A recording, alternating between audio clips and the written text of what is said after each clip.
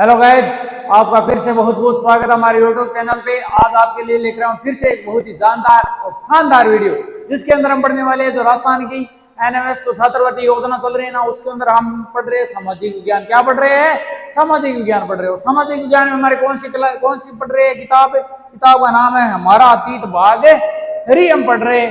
और इसके हमने कितने पार्ट कंप्लीट कर लिए? अभी तक 2 पार्ट कंप्लीट कर लिए। आज हम पढ़ने वाले पार्ट नंबर 3 के प्रश्न उत्तर क्या है हम देखने वाले हैं। ठीक है, अगर आपने पिछले वाले पार्ट नहीं देखे तो पहले वो जाकर देख लो। अगर वीडियो अच्छा लगे तो वीडियो को लाइक कर देना, शेयर कर देना और चैनल को क्या कर लेना, सब्सक्राइब कर लेना।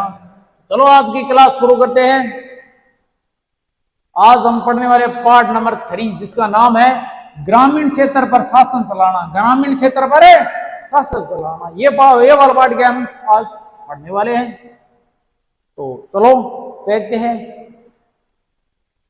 तो पहला क्वेश्चन हमारा क्या है कि मुगल बादशाह द्वारा ईस्ट इंडिया कंपनी। तो देखो ईस्ट इंडिया कंपनी, इसको शॉर्टकट आगे से ऐसे लिखूंगा, ईस्ट इंडिया कंपनी, ईआईसी। समझ आना, ईआईसी का मतलब है ईस्ट इंडिया कंपनी को बंगाल का दीवान तैनात किया गया। यानी ईस्ट इंडिया कंपनी को बंगाल का दीवान है कब तैनात किया? तो भाई बंगाल को दीवान बनाना मकसद है कि क्यों आटा जता भी सो बड़काइए कर जो भी लेना है वो किन लेना पे ईस्ट इंडिया कंपनी लेवलिंग है सो अधिकार किन दे दियो, ईस्ट इंडिया कंपनी दे दियो।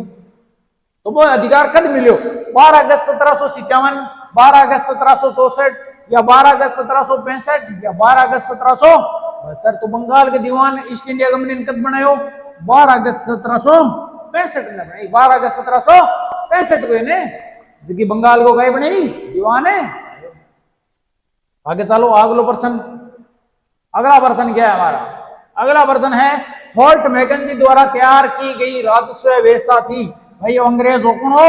अंग्रेज हो होल्ट मैकेंजी तो कहीं तैयार गए राजस्व व्यवस्था तैयार करी। तो भाई किसान नाम कर के साहब लेने कर कौन लेसी है तो कहीं की पूरी व्यवस्था तैयार कर। व्यवस्था कहीं के स्थायी बंदोबस्त, माहलवारी बंदोबस्त या रेतवारी व्यवस्था या इनमें से कोई नहीं। इनके माहलवारी बंदोबस्त कहीं के वहां माहलवारी बंदोबस्त के। तो ऑप्शन नंबर बी का जैसी राइट हुई, जैसे ऑप्शन नंबर बी का जैसी राइट हुए। देखो माहलवारी बंदोबस्त होगा ये माहलवारी व्यवस्था में गांव के प्रत्येक खेत के अनुमानित राजस्व को जोड़कर प्रत्येक ग्राम समूह से वसूल होने वाले राजस्व का हिसाब लगाया जाता है। इसमें राजस्व वसूलने का जिम्मेदार ग्राम के मुखिया होता है। तो कहीं करें मान लो कोई किसान है, अरे मान लो किसान को कही है खेत है, अरे एक मान लो फसल लगाई है, कहीं लगाई है फसल लगाई है। तो भाई पहले फसल ने देख अरे सीधे बड़े अनुमान लगा ले तो फसल आती वाली तुम आप पकाई ले वाला कर लागल ओ तो पकाई ले वाला कर रूप में आती फसल है आपा ले वाला। अब तो ध्यान है जो कर रूप में आपा ले वाला। तो खड़ी खड़ी फसल को गए अनुमान लगा लेता एक महीने तो भाई बाद में भले किसान का भले कतो नुकसान वो किसान का भले काल पड़ो मैं मत वो कम वो भले धान पान तो वो कर ये फिक्स देना पड़ तो फिक्स फिक्स कर दियो कि भाई मैं तो अनुमान लगा लियो तो कर तने कौन सा है। तो किसान का कह लिया बहुत कही है गलती है, किसान के लिए कहो घाटो। तो अगर मान लो काल पड़ गयो वो किसान तो गयो बेचारो है पूरा धान है वो तो जो बात पहले अनुमान लगा लेता खड़ी फसल को देख अनुमान लगा लेता। तो एक मैं जो राजस्व वसूल यार राजस्व वसूलने की जिम्मेदारी किन दे थी? मुखिया दे दी कि नहीं गाँव को जो मुखिया तो बिन दे देता जिम्मेदारी तो भाई वो कर वसूल है तन करना है, हर किसान को कर वसूल करना जो तन करना है। ठीक है, आगे चलो। अगला प्रश्न का ये है कि स्थायी बंदोबस्त लागू होने के समय भारत का गवर्नर जनरल यानी भारत को गवर्नर जी कौन बताओ लेकिन भारत को गवर्नर जनरल कौन था? फटाफट बताओ देखा स्थायी बंदोबस्त लागू हुई टाइम। तो भी टाइम वॉरेन हेस्टिंग्स हो या लॉर्ड माउंटबेटन हो या लॉर्ड कर्जन हो या चार्ल्स कॉर्नवालिस हो, बताओ देखा फटाफट कौन हो? तो देखो स्थायी बंदोबस्त दी जाए लागू हुई भी टाइम जो अपना अंग्रेज जो गवर्नर जनरल को चार्ल्स कॉर्नवालिस कौन हो? Charles Cornwallis. और स्थायी बंदोबस्त की शुरुआत है कटा हुई, ये शुरुआत हुई बंगाल कटा हुई बंगाल पहले स्थायी बंदोबस्त ने लागू करी बंगाल का मैं लागू करी कट करी बंगाल का मैं लागू करी हरकत करी 1793 ईस्वी में 1793 ईस्वी में श्याम पहले लागू करी बंगाल का मैं। ठीक है, और भी कई धन याद रखना। इस व्यवस्था के अंतर्गत कंपनी के लिए एक निश्चित राजस्व राशि की नियमित आपूर्ति की जा सकती थी। इन काय कर लियो कि ईस्ट इंडिया कंपनी को मतलब जो राजस्व है वो काय कर लियो निश्चित कर लियो, राजस्व काय कर लियो निश्चित कर लियो भाई तो राजस्व प्राप्त होना ही चाहिए, तो राजस्व अपन प्राप्त होना चाहिए तभी स्थायी बंदोबस्त है, नहीं क्या स्थायी बंदोबस्त श्याम पहले लागू करी बंगाल में, कद लागू इस तरह 1793 में, कौन लागू करी चार्ल्स कॉर्नवालिस, कौन करी चार्ल्स कॉर्नवालिस। ओके अगला प्रश्न देखो, अगला प्रश्न क्या हमारा, तो दक्षिण भारत में रैयतवारी व्यवस्था, दक्षिण भारत में रैयतवारी व्यवस्था को किस गवर्नर जनरल ने विकसित किया, तो दक्षिण भारत में जगह रैयतवारी व्यवस्था ही इन कौन सो गवर्नर जनरल है जो को विकसित करो, तो वो वॉरेन हेस्टिंग्स हो या लॉर्ड माउंटबेटन हो या टॉमस मुनरो हो या चार्ल्स कॉर्नवालिस हो, तो फटाफट बताओ देगा नामों किसो, तो इस व्यवस्था को देखो लागू करना हो टॉमस मुनरो, टॉमस मुनरो, तो देखो रैयतवारी व्यवस्था से गवर्नर जनरल लागू करी कौन टॉमस मुनरो, अरे व्यवस्था के अंदर कई किसानों से ही राजस्व वसूल सी वस्तु सीधी गई करता, राजस्व जो वसूल वो क्या करता किसानों बीच कोई मुखिया को नहीं कोई दीवान को नहीं है, सीधो सीधो किसानों का लेता वे राजस्व लेता, तो सिद्ध वसूली होती किसानों, ठीक है। आई रेतवारी व्यवस्था तो तीन पड़ लिया, मालवारी स्थायी बंदोबस्त और रेतवारी तो तीन इंपोर्टेंट है, तीन गई धने ठीक है।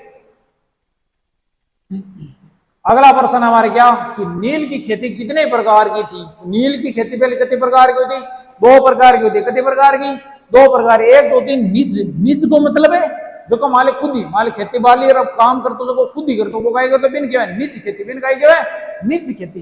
एक वह रेती खेती, तो रेती किसी वह कमाले फसल है तो दिन मजदूरों काम करा कितना करा मजदूरा किराए का मजदूरों का करा काम करा बिन क्या है रेती, बिन काय क्या रेती खुद करे लेकिन तो निज अरे मजदूरों को काम करा रेती, तो दो प्रकार की खेती नील की खेती, कितने प्रकार की दो, एक तो निज एक है, तो ऑप्शन नंबर बी का जैसी राइट, ऑप्शन नंबर बी का जैसी राइट। अब देखो नील की खेती करता क्यों, कई प्रॉब्लम है कि नील का ही हो, तो नील एक प्रकार को तो ठीक है, क्यों नील की खेती करता नीलो रंग प्राप्त करने खातर कई नीलो रंग प्राप्त होतो है, नील भाई रंग क्यों प्राप्त होतो, नील का पौधों का प्राप्त होतो नीलो चमकदार एकदम बढ़िया रंग प्राप्त होतो, अरे एक रंग करता कई कपड़ा रंगता कई रंगता कपड़ा रंगने के काम आवे भाई, रंग तो कपड़ा रंगने खातिर काम आवे, ठीक है।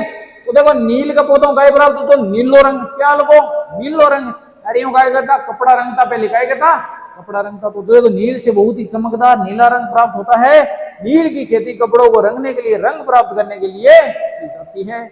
ओके अगला प्रश्न देखो,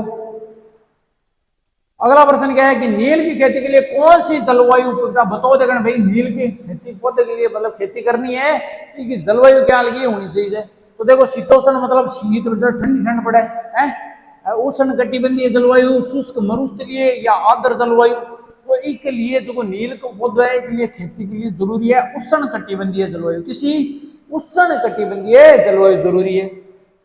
तो देखो आपने तो होती नील की खेती है, अंग्रेज आपने क्या की खेती करा था नील की खेती, जबकि अंग्रेज आपका बड़ी यूरोप का माइन है, यूरोप जो ब्रिटेन होने के बट क्या की खेती करता वोट के पौधे की क्या करता नीला जी का वोट को पौधो लगाता, अरे ये हुआ करता नीलो रंग प्राप्त होता। अब देखो वोट के पौधों गई जो नीलो रंग प्राप्त हो तो चमकदार कोनी तो बढ़िया कोनी तो बेखाई करो कि भाई नील को पौधो लगाओ कटे भारत का माइन अड़ आपन खेती करो था नील के नील का पौधे खेती कराता, अरे मतलब नीलो रंग बढ़िया नीलो रंग प्राप्त हो तो क्यों बढ़िया रंग प्राप्त हो, वही हूँ आपने खेती हट करवाता है, ठीक है आपने जगह किसान है तो वोट के पौधे के लिए। अब देखो वोट को पौधों के लिए जलवायु क्या लगी शीतोष्ण जलवायु क्या लगी चाहिए थी, शीतोष्ण जलवायु की आवश्यकता होती थी। देखो नील का पौधा खातर तो उष्ण कटिबंधीय है और बड़ा यूरोप का माइन अंग्रेज जगह क्या की खेती करता नील पौधा वोट के पौधे की और इन चाहिए थी शीतोष्ण जलवायु चाहिए थी, ठीक है। आगे है बंगाल में नील विद्रोह कब हुआ, बंगाल में नील विद्रोह कब हुआ, तो देखो नील विद्रोह यानी जड़ आड़ किसान का करियो बंगाल का जब किसान में विद्रोह करियो क्यों करियो, देखो क्या भाई अंग्रेज का करता ओ मान लो कोई किसान को खेत है, किसान को कही है खेत है और मान लो किसान में 4 भागा बांट दियो, कितना भागा में 4 भागा में बांट दियो, तो जगह मान लो एक किसान को खेत है कितना भागा बांट दियो 4 भागा, तो अंग्रेज का करियो तो भाई ये तो किसान खेती करे को बांध दियो लालच खाई दियो, लालच क्यों भाई मेहता ने जो कर्जो दे काय दे कर्जो और ब्याज गाय ले कम ले और कहे के ब्याज है कम ब्याज पर धन गाय दे कर्जो दे मान लो रुपये उधार ले है तो थाने का करना है, था खेत में क्या खेती करनी है, नील के पौधे की, क्या की नील के पौधे की खेती करनी है। पूर्व वाले खेत है, ये खेत के एक चौथाई भाग में कहता में एक चौथाई भाग में थाने नील की खेती करनी पड़ी सी, क्या की खेती करनी पड़ी सी, नील की खेती करनी पड़ी सी। एक चौथाई भाग में क्या की खेती करनी पड़ी, नील के पौधे की, नील की खेती करनी पड़ी। तो भाई किसान लालच दियो, किसान काय करने लग गया, खेती करने लग गया। तो अब ये नील की खेती काय लगी, जमीन बंजर होती, एक बार अगर कर लेनी तो अब जमीन काय हो जाती बंजर, उपजाऊ क्षमता काय हो जाती कम हो जाती। तो मान लो एक बार एक चौथाई खेत गए, अब अगले साल और पाँच चुबानी पड़ी एक चौथाई भाग, तो मान लो अगले साल अडीन बा लियो नील की खेती। तो अब आधो खेत गाय गयो बंजर गयो, आधो खेत गाय गयो बंजर गयो, अगले साल अडीन भाई एक चौथाई है सम, तो आधो खेत गाय गयो बंजर गयो, तो ही बच्चे। तो अब किसान समझ में आ लगी, किसान क्यों होगी गड़बड़, काय होगी रे गड़बड़ होगी, वो सौदो महंगो पड़ गयो, वो सौदो काय पड़ गयो आपने महंगो पड़ गयो कि भाई अभी तो अपना जमीन सा बंजर हो जी, आप करेंगे बाद में जमीन को है, बाद में धान रुका क्या तो अपन गाय क्यों लालच के माइन गलत आ गया था, किस बटे किसान गाय करियो विद्रोह, काय करियो विद्रोह करियो कि मैं तो कोई करा नील की खेती, आप तो जमीन बंजर हुआ है, आप तो कई कौन करा नील की खेती, ये खतरे हो यो नील विद्रोह, क्या नहीं हो कभी नील की खेती जमीन का होती बंजर होती। वो नील विद्रोह बंगाल के मायने कभी हो 1859 ईस्वी, कभी 1859 ईस्वी को मायने। तो बंगाल में नील उत्पादक किसानों को बगान मालिक कम ब्याज दर पर नगद कर्जा देते थे, कर्जा देता कम ब्याज लेता। तो कर्जा लेने वाले रेत को अपनी कम से कम 25% जमीन पर, 25% को मतलब है एक चौथाई भाग, एक चौथाई भाग पर काय करनो नील की खेती करनी, ठीक है। अगला प्रश्न देखो, कृत्रिम रंगों का निर्माण कब से होने लगा था, तो बताओ कृत्रिम रंगों का निर्माण कब होने लगा, 19वीं सदी के प्रारंभ में, 19वीं सदी के आखिर में, 18वीं सदी से या 20वीं सदी के, मतलब देखो इस सदी को मतलब है 100 साल, सदी को मतलब है 100 साल। जहां बात करें 19वीं सदी की, तो 19वीं सदी की सी 1800 लेर 1900 के बीच 100 साल बन गए। तो भाई 1800 लेर 1900 के बीच 100 साल बन गए, इन क्या सदी, इन क्या सदी, तो इन क्या 19वीं सदी, किसी सदी 19वीं सदी, और दे रखे 19वीं सदी के प्रारंभ में, ये मतलब है ये आधो कर लो 1850, 1850 इन तो क्या 19वीं सदी के प्रारंभ में, 1850 ले 1890 900 1900 इन क्या 19वीं सदी के आखिर में, बात होगी 19वीं सदी के प्रारंभ में, 1850 1900 के बीच को टाइम है क्या 19वीं सदी के आखिर में। अगर 18वीं सदी, 18वीं सदी किसी है 1700 ले रहे 1800 तक, इनके 18वीं सदी। ये 20वीं सदी की बात करा तो 20वीं सदी है 1900 ले रहे 2000 तक। अब कौन सी सदी चल रही है, 21वीं सदी, किसी चल रही है 21वीं, क्योंकि 2000 ले 2100 तक इन क्या 21वीं सदी का क्या है 21वीं सदी। तो वर्तमान में आप देखो आपने कहा चल रही है 2023 चल रही है, नहीं मतलब है आप किसी सदी में आ रहे 21वीं सदी में चल रहे, अरे 21वीं सदी के प्रारंभ में, 21वीं सदी के प्रारंभ में। तो क्या कृत्रिम रंगों का, कृत्रिम रंगों का मतलब है मानव द्वारा निर्मित, एक दो प्रकृति, प्रकृति खुद रंग दे बिन, तो क्या प्राकृतिक रंग, और जगह आप बनावा मिला मुलूर कोई क्या कृत्रिम रंग का क्या है कृत्रिम रंग। तो कृत्रिम रंगों का निर्माण हो लगे 19वीं सदी के आखिर में, कहते 19वीं सदी के आखिर में कृत्रिम रंगों का होने लगे निर्माण होने लगे। अगला प्रश्न देखो, अगला प्रश्न है क्या चंपारण आंदोलन की शुरुआत कब हुई थी, तो बताओ चंपारण आंदोलन की शुरुआत करें 1917 1920 1922 1930। तो देखो चंपारण आंदोलन है, वो चंपारण एक जिलो, चंपारण का ये एक जिलो है, किस राज्य को जिलो है, बिहार को, कठे को है बिहार को एक जिलो है। तो अटकाई करो विद्रोह अट नेतृत्व ये आंदोलन करो, इन लिए इनके चंपारण आंदोलन का चंपारण आंदोलन है। चंपारण आंदोलन को जो नेतृत्व करो महात्मा गांधी, कौन करो महात्मा गांधी। और आंदोलन कभी हो 1917 में, कभी हो 1917 का महीनों आंदोलन है। तो महात्मा गांधी के नेतृत्व में बिहार के चंपारण जिले में सन 1917 आंदोलन हुआ, जिसे क्या कहते हैं चंपारण सत्याग्रह के नाम से। अब देखो गांधी जी के नेतृत्व में, किसके नेतृत्व में, गांधी जी की बात हो रही है।